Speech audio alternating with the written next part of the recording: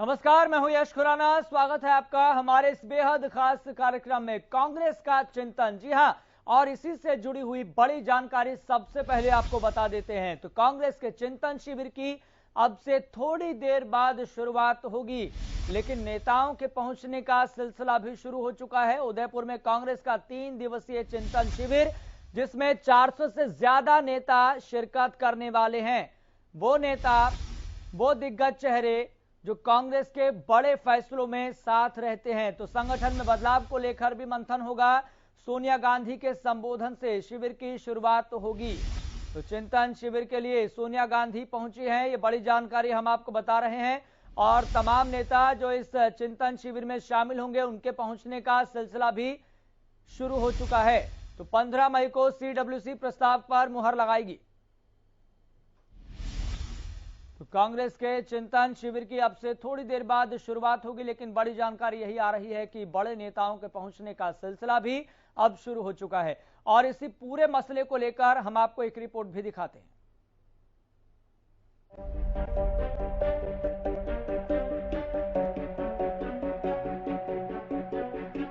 चिंतन शिविर के रास्ते कांग्रेस पार्टी देश और प्रदेश की सत्ता पर खुद को स्थापित करने की जुगत लगा रही है। चिंतन शिविर के साथ ही Congress party top to bottom बड़े बदलाव की तैयारी में है। इस शिविर के बाद कांग्रेस एक परिवार एक टिकट फॉर्मूला को लागू करेगी। कांग्रेस के राजस्थान प्रभारी और राष्ट्रीय महासचिव अजय माकन ने उदयपुर मीडिया से बातचीत करते हुए कहा कि आप चिंतन शिविर के बाद बहुत बड़ा बदलाव संगठन में देखेंगे। माकन ने आगे कहा कि हमारे डेमोक्रेसी के नए टूल आ गए हैं। अजय माकन ने बताया कि हमारा सबसे छोटा यूनिट बूथ और उसके बाद सीधे ब्लॉक है। अब हम पोलिंग बूथ और ब्लॉक के बीच मंडल यूनिट बनाएंगे। 15 से 20 बूथ का एक मंडल होगा, 5 मंडल का एक ब्लॉक होगा। इस तरह संगठन का ढांचा होगा। इसके साथ ही कांग्रेस अपना इनसाइड डिपार्टमेंट पर काम करेगी। उन्होंने कहा कि पार्टी में अलग से असेसमेंट विंग बनेगी, जो नेताओं के कामकाज का आकलन करेगी। खराब काम करने वालों को हटाया जाएगा और अच्छे काम वालों को प्रमोट भी करेंगे। कांग्रेस के राष्ट्रीय नव संकल्प चिंतन शिविर के 3 दिनों में 6 बड़े मुद्दों पर मंथन किया जाएगा। ये मुद्दे देश की राजनीतिक, आर्थिक, सामाजिक, कृषि और युवाओं से जुड़े मसले हैं। चिंतन शिविर के मुख्य एजेंडे: राजनीतिक एजेंडे, आर्थिक एजेंडा, सामाजिक और न्याय एजेंडा, युवा एम्पावरमेंट एजेंडा, किसान और खेती, ऑर्गेनाइजेशन एजेंडा। इन मुद्दों के जरिए कांग्रेस देश की सियासत में आने वाले दिनों का रोड मैप तय करने जा रही है। लिहाजा आपको बताना बेहद जरूरी है कि आखिर चिंतन में किन मुद्दों पर चर्चा होने जा रही है। खास बात यहाँ पर ये है कि चिंतन शिविर में आने वाले डेलीगेट्स में से आधे 40 साल की कम उम्र के हैं और कांग्रेस में सत्ता और संगठन में युवाओं की भूमिका पर भी खास तौर पर शिविर में चर्चा की जाएगी। अब देखना ये होगा कि कांग्रेस के स्मार्ट चिंतन से क्या निकलेगा। हरियाणा न्यूज के लिए ब्यूरो रिपोर्ट।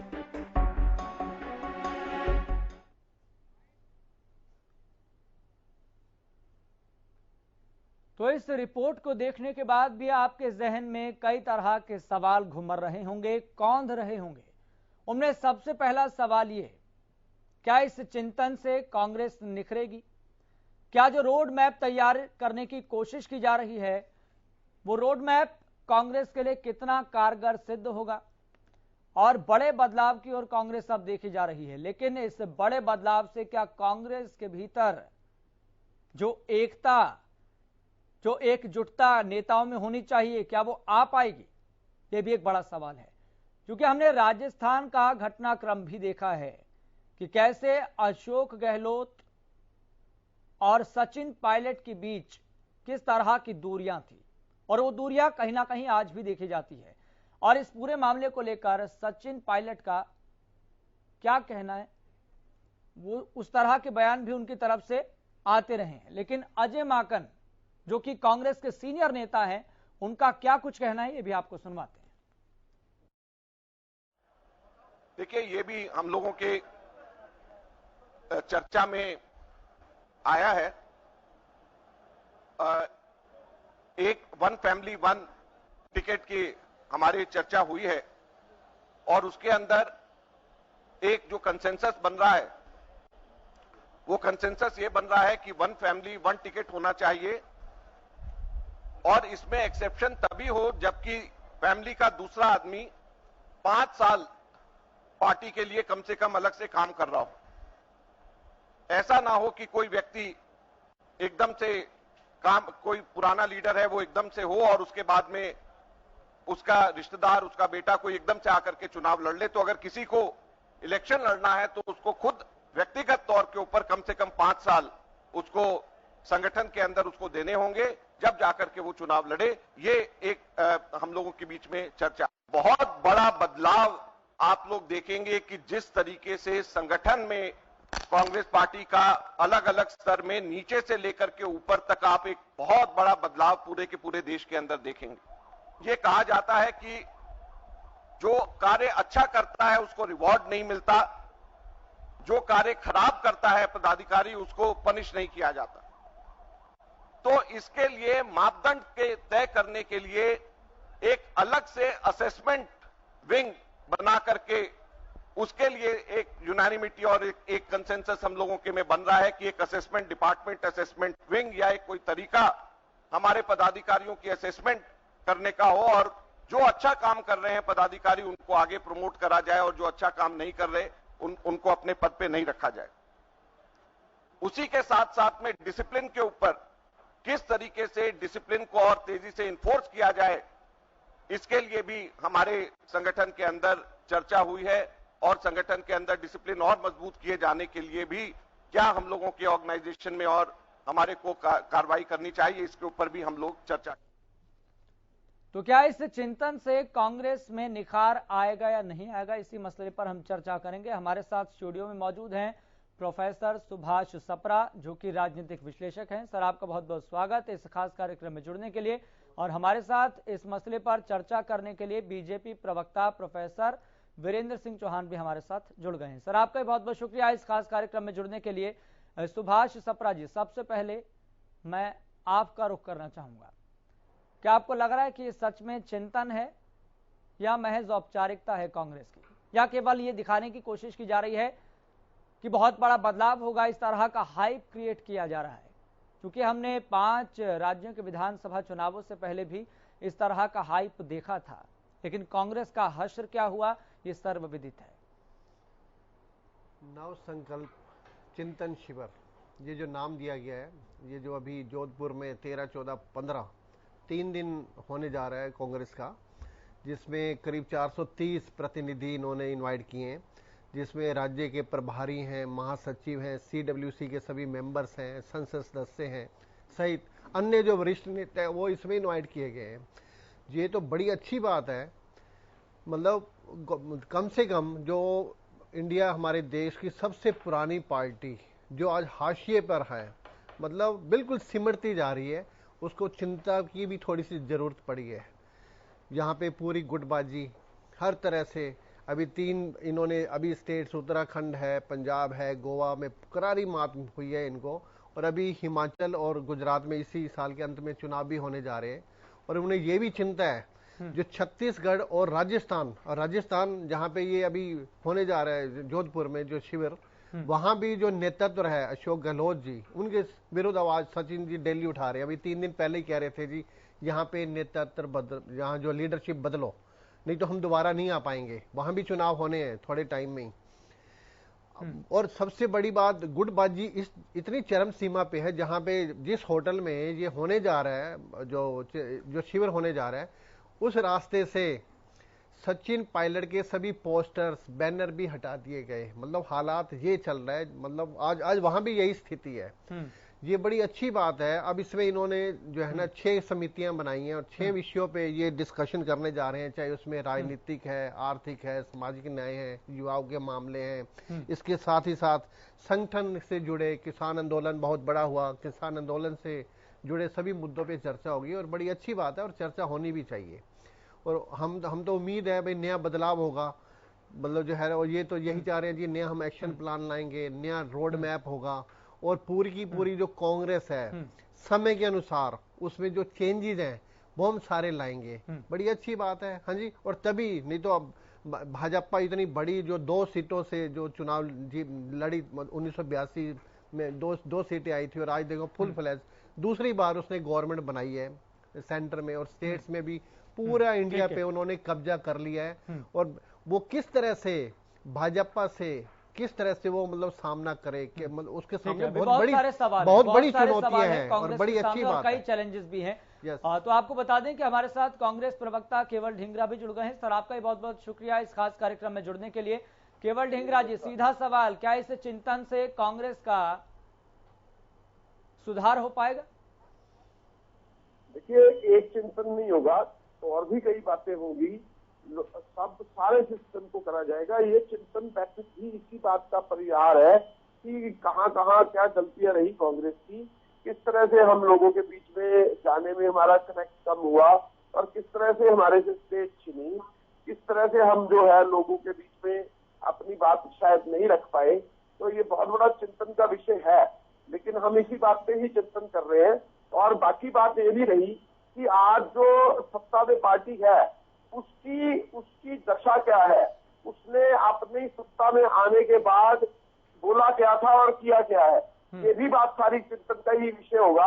और फिर भी लोग उनको वोट क्यों दे रहे, और वोट क्यों जा रही है कि वो लोग आए तो विकास की नीतियों पे थे, लेकिन करने लगे अपने, हमारे जो हिंदू मुस्लिम की राजनीति भी करने लगे, और हिंदुओं को आपस में भी बांटने लगे, और छोटे छोटे दलों में हिंदुओं को आपस में लड़वाने लगे।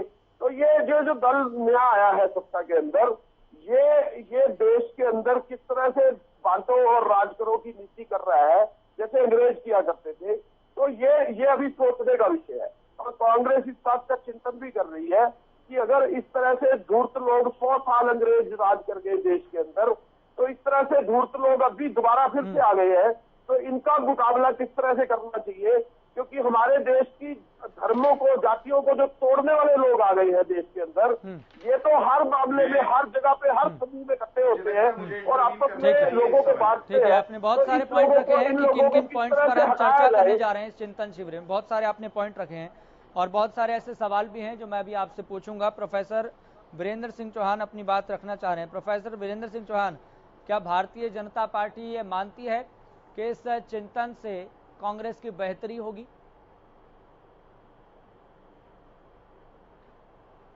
देखिए, कांग्रेस की बेहतरी होगी कि नहीं होगी ये तो समय बताएगा, लेकिन कांग्रेस का वर्तमान जो नेतृत्व है, कांग्रेस के कार्यकर्ता, कांग्रेस के अंदर की जो स्थिति है, उसको देखकर और जिस अंदाज में वे चल रहे हैं, उसको देखते हुए हमें कांग्रेस की दशा में आने वाले 2 दशक तक कोई सुधार या कांग्रेस के उद्धार की गुंजाइश नजर नहीं आ रही। मुझे अच्छा लगा ये सुन के कि कांग्रेस के प्रवक्ता ने आपके चैनल पर ये तो कम से कम स्वीकार कर लिया आज कि ये लोगों के में जो राजनीतिक दल नहीं जाएंगे, जो राजनीतिक कार्यकर्ता नहीं जाएंगे, वे ठीक वैसे नकार दिए जाएंगे और नकारे जाते रहेंगे, जैसे कांग्रेस पिछले कई दर्जन चुनावों में बार बार एक के बाद एक नकारी और दुत्कारी गई है जनता के द्वारा। मुझे इस बात की भी खुशी है, संतोष है कि कांग्रेस के प्रवक्ता ये भी मान रहे हैं आज आपकी डिबेट में, आपकी इस डिस्कशन में, कि कांग्रेस के नेताओं ने कहा तो बहुत कुछ 19 में, 14 में, उससे पहले के वर्षों में, उसके इस बीच में जो कई दर्जन चुनाव राज्यों के हुए, उपचुनाव हुए, आम चुनाव हुए, कांग्रेस की लीडरशिप ने सोनिया गांधी से लेकर राहुल गांधी, प्रियंका गांधी और इनके जो छोटे मोटे सिपह सालार राज्यों में हैं, सबने अपनी तरफ से बहुत कुछ कहा, अनाप शनाप, आई बाई, ऊल जुलूल, बहुत कुछ बोला। लेकिन अच्छा लगा ये जानकर के ढींगरा जी ये मानते हैं कि इन्होंने जो कहा वो लोगों को समझ में नहीं आया, अर्थात ये जो कह रहे थे या तो उसमें तथ्य नहीं था, या वो कहते हुए इनके भीतर आत्मविश्वास नहीं था कि वो सत्य पर खड़े हैं। इन्होंने मान लिया ये लोगों के बीच नहीं गए, इन्होंने मान लिया ये गए भी तो लोगों को समझा नहीं पाए। तीसरी बात चिंताजनक है जो इन्होंने कही, जो प्रजातंत्र में शोभा नहीं देती, ऐसा कहना नहीं चाहिए। भारत की जनता ने 2014 में नरेंद्र मोदी जी के नेतृत्व में प्रचंड बहुमत के साथ भारतीय जनता पार्टी की सरकार बनाई। 19 में इन्होंने बहुत कुछ कहा, बहुत दुष्प्रचार किया, झूठ बोले, तमाम तरह के तमाशे किए। उसके बावजूद 19 में 14 से बेहतर जन समर्थन के साथ लोगों ने जनादेश दिया।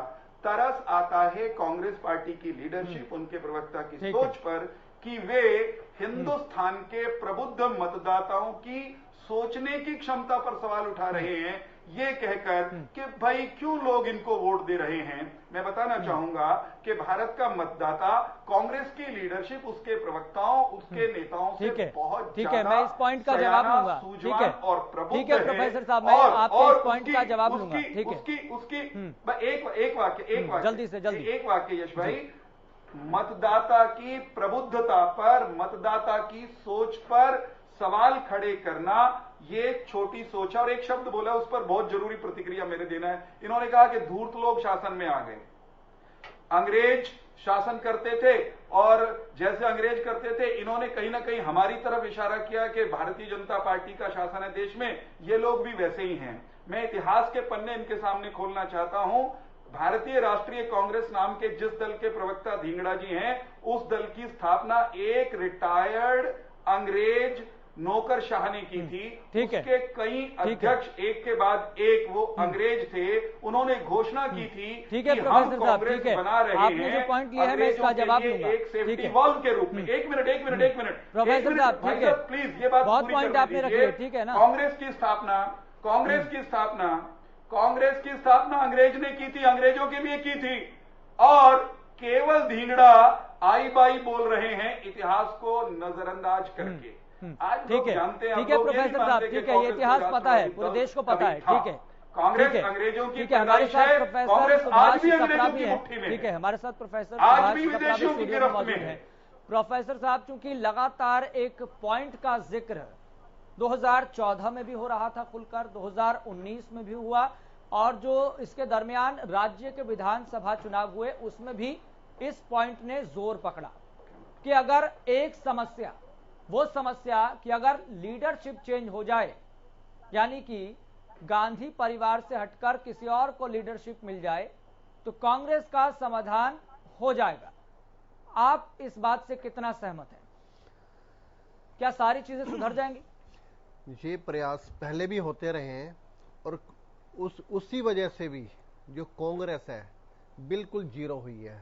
सीताराम केसरी जी रहे, बिल्कुल बुरा हाल उस टाइम रहा, पूरी कांग्रेस बिखर गई थी पूरे इंडिया में। उधर से तिवारी गवर्नमेंट बन रही है, कभी कुछ हो रहा है, इट वाज हैपेंड। आज भी मैं तो यही कहूंगा, जहां पे जो एकजुटता है वो गांधी परिवार की वजह से है। कांग्रेस ही मैं बात कर रहा हूं मैं, क्योंकि अभी आज हमारे यहाँ पे अध्यक्ष भी नहीं है कांग्रेस में, जो परमानेंट है, मैडम सोनिया गांधी जी ने संभाला हुआ है। और आज इस चिंतन में मैं आज आपको बता रहा हूं, आज पहले से ही बता रहा हूं, जो ज्यादा से ज्यादा, जो बड़ा से बड़ा जो हंगामा, जो मुद्दा रहेगा, वो अध्यक्ष पद के लिए राहुल गांधी जी का रहेगा। जिस तरह से राहुल गांधी जी, लेकिन आपको लग रहा है कि राहुल गांधी जी स्वीकारेंगे? बिल्कुल स्वीकारेंगे, और कोई रास्ता है ही नहीं इनके पास, और दूसरा ये बनने नहीं देंगे ना विपक्ष मतलब जो भी इनका, जो जितने भी नेता हैं, चाहे वो 23 का इनका 23 ग्रुप चलता रहा है पूरा, परंतु वो किसी एक नाम पे सहमत नहीं हो पाएंगे। अध्यक्ष इसी परिवार से ही रहेगा, और राहुल गांधी जी को आप देख लेना, मतलब जल्दी से जल्दी ये अध्यक्ष डिक्लेयर करेंगे, और इनके सामने जो मेन जो टारगेट है वो 2024 का मामला है ये। तो आप ये बात कह रहे हैं कि गांधी परिवार है तो कांग्रेस है? यस, बिल्कुल, ये सच्चाई है आज भी। पहले ऐसे, लेकिन जो राज्यों में जो कांग्रेस की स्थिति है, कहीं पर पंजाब हमने देखा है, राजस्थान में अभी भी जो स्थिति बनी हुई है वो भी सभी को पता है, मध्य प्रदेश में हमने देखा है, और चाहे दक्षिण के राज्यों की बात करें वहां पर भी हमने देखा है। ऐसे बहुत से उदाहरण है। लेकिन गांधी परिवार मतलब कांग्रेस, लेकिन फिर भी समस्याएं खड़ी है, ऐसा क्यों? फिर जल्दी से अपनी बात। समस्याएं पूरी हैं क्योंकि इनका डिसिप्लिन है ही नहीं। अब आप हमारे हरियाणा में ले लो आप, अब अभी पीछे क्या हुआ, बुद्धे वाहन जी अभी बनाए हैं 5-7-10 दिन पहले, 4 तारीख को शपथ ली है, उससे पहले क्या था हरियाणा में, तमर वर्सीज हमारे हुड्डा साहब का एपिसोड चलता रहा, और कुमारी शैलजा, इस तरह मतलब सभी। पंजाब में क्या रहा, इलेक्शन से 6 महीने पहले उन्होंने सीएम बदल दिया। मतलब जितना विनाश, मैं आज कैमरे के सामने कह रहा हूँ, सिद्धू जी ने किया है, सिद्धू जी ने किया है। और बताओ चन्नी साहब दोनों इलेक्शन हार के, एक नई नवेली पार्टी के एक मजदूर के बेटे ने मतलब सीएम को हरा दिया, बताइए आप हैं। तो it was only due to गुटबाजी, जिस संभाल नहीं पा रही सर। मैं तुरंत आपके पास आ रहा हूं, केवल ढींगरा जी से प्रतिक्रिया ले लेते हैं। केवल ढींगरा जी, राजस्थान बीजेपी कह रही है कि उदयपुर में कांग्रेस का चिंतन नहीं है, ये दंगल शिविर होगा।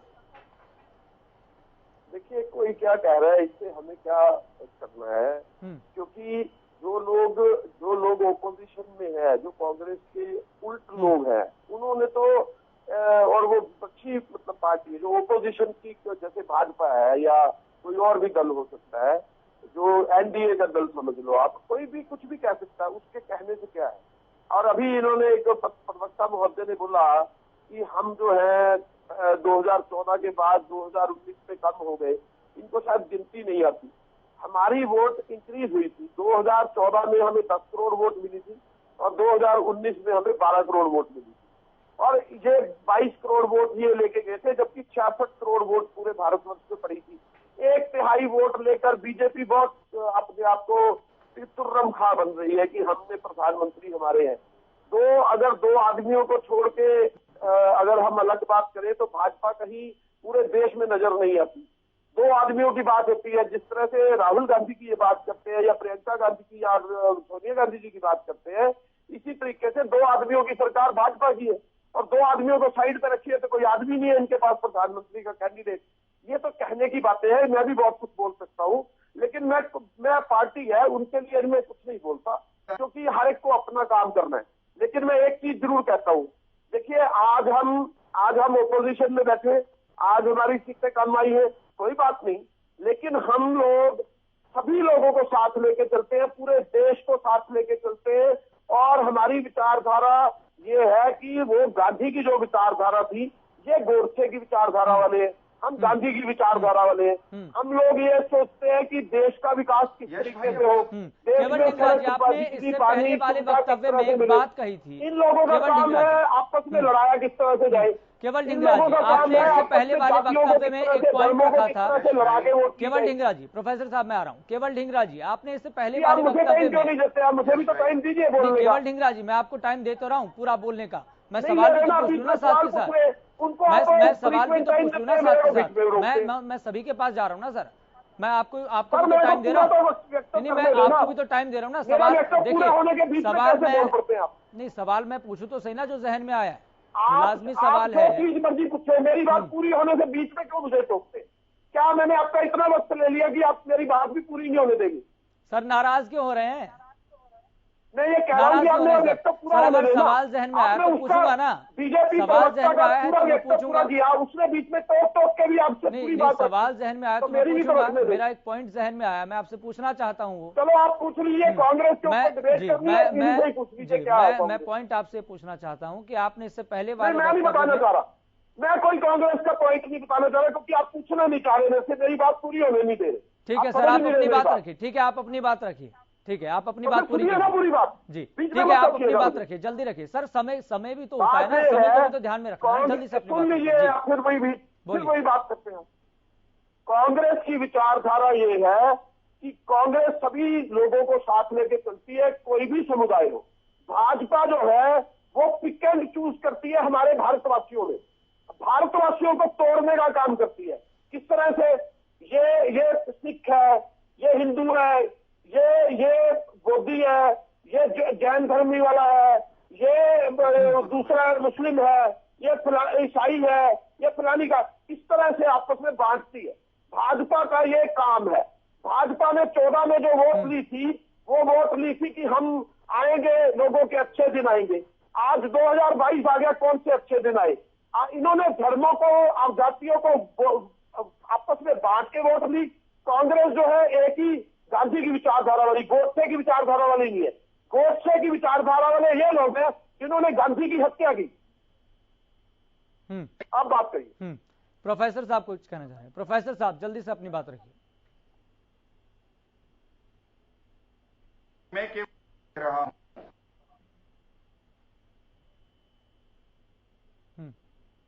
में एकता का आधार केवल गांधी परिवार हो सकता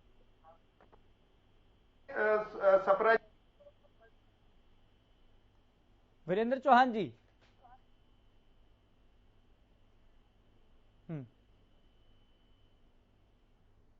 ठीक है, उनकी आवाज हम तक नहीं पहुंच पा रही है और कार्यक्रम को समाप्त करने का ही वक्त हो गया। शरद, सभी का बहुत बहुत शुक्रिया इस खास कार्यक्रम में जुड़ने के लिए, बहुत बहुत शुक्रिया अपना पक्ष रखने के लिए।